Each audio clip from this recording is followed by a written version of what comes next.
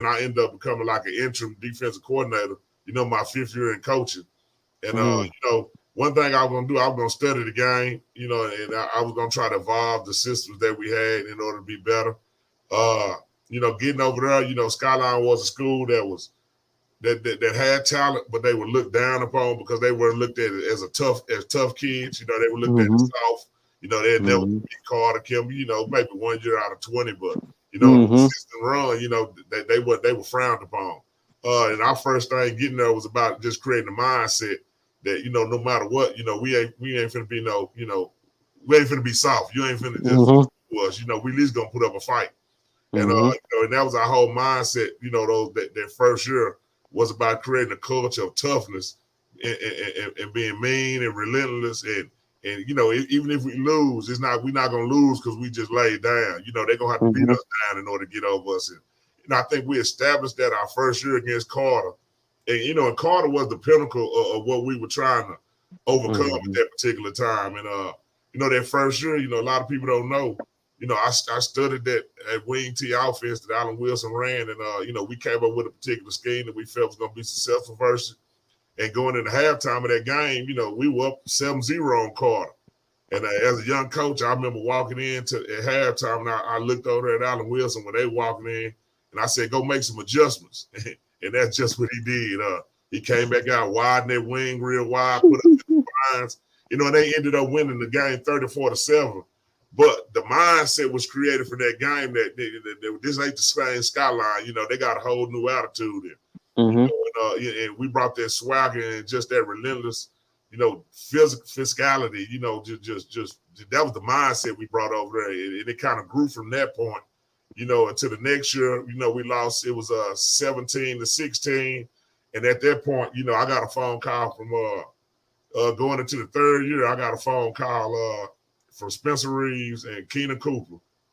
They called me like about 3 or 4 in the morning the day before the game. They said, "Coach, don't even worry about this." They were like, "Coach, I guarantee you, we finna smash Carter tomorrow.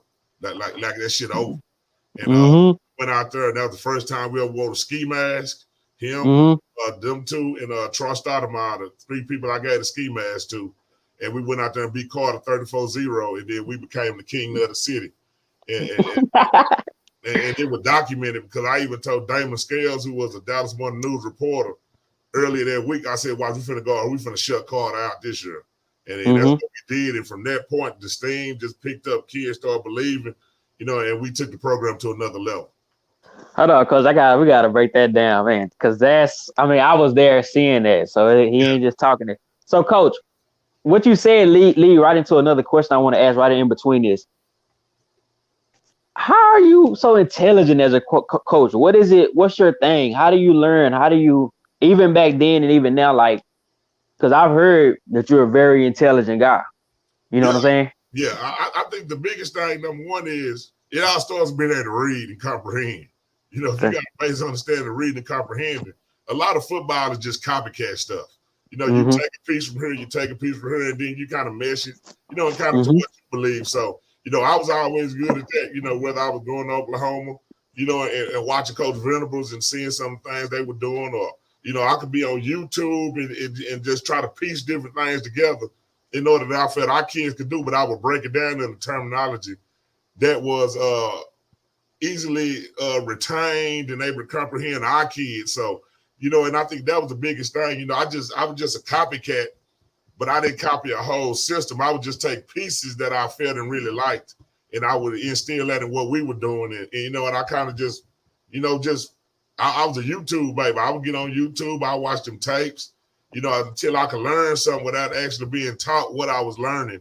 But I would just muscle my memory so much, man, that certain stuff would just stay locked in here. And along with other guys that I was with and good coaches like Coach Jones that's at Tech now, on offense, he was the same way. So, we had guys we could bounce different stuff off. I would take playbooks from every college kid or every coach that was in college, and I would go through and examine every defensive playbook to look for different stuff of what they were doing. And, I wouldn't try to do it all. I just take a piece, and you just put the piece together, and you end up creating your own system. Y'all were like city guys that were intelligent, man. Yeah. It's funny. Y'all like city guys, but y'all were smart. So we get back to Skyline, Coach. I don't think the people realized at that time, Coach, how much D1 talent you guys were developing. I Yeah, mean, walk me through those defenses. You got. I mean, I seen the guys. You got a linebacker core that's, I mean, smart, intelligent, and big. Walk the people back because a lot of people might not know that, Coach. And I was there and I seen it. yeah. You know, my first year there was probably one of the most talented kids that I've ever been around. But you know, we only got to coach him for a spring and one season. That was Michael Morgan. You know, as far as just speed and his ability to think and do things the right way, you know, I really wish we could have coached him for 4 years because, you know, he was special. He went to USC, didn't he? Yeah, he ended up going to USC. Okay. Yeah, played up, won the Super Bowl with the Seahawks, you know, playing the league about 6-7 years. Yep.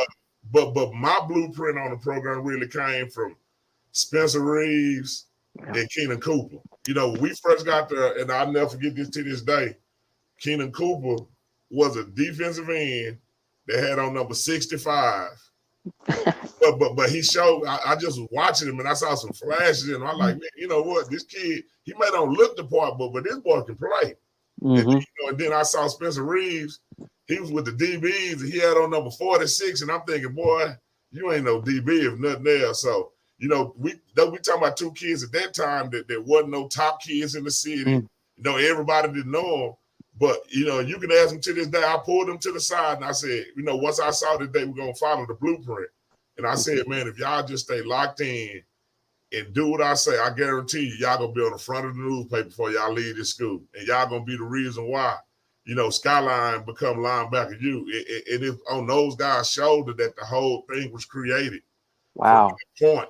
Because they had two different demeanors, but they were just both, you know, effective. You know, like Spencer was the loud, outgoing, you know, he talking like he crazy, like he Ali. And then you got Cooper, who was the thinker.